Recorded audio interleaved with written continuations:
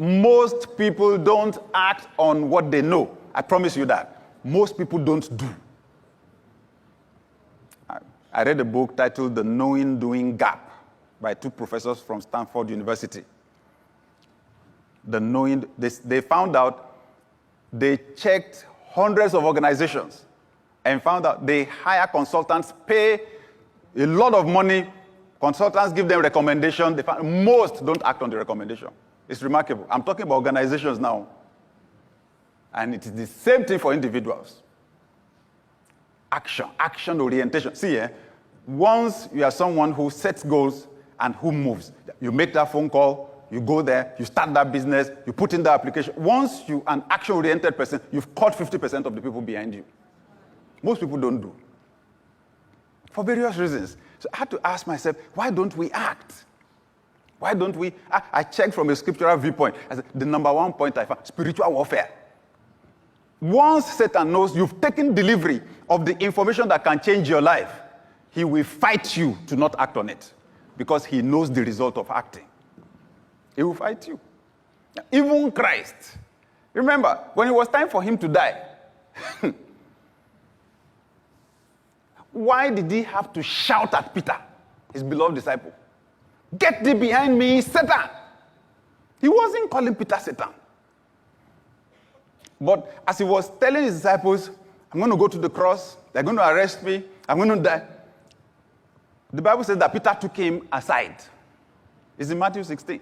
Peter took him aside. The same Peter who earlier in that chapter, Christ asked, who do men say that I am? They say you're Isaiah, you're Elijah. Okay, who do you say that I am? It was that Peter that spoke and said, you are the Christ, the Son of the living God. And Jesus said, blessed are you, Simon, son of Jonah. Flesh and blood did not reveal this to you, but my Father in heaven. The same Peter, later in the same chapter. Now, Oga said, I'm going to die. Out of concern. First, should we say concern and love for the master? You cannot die. Stop it, Jesus. You are the one that taught us positive confession. You taught us faith. You cannot be confessing that you will die. You will not die in your name. You will not die.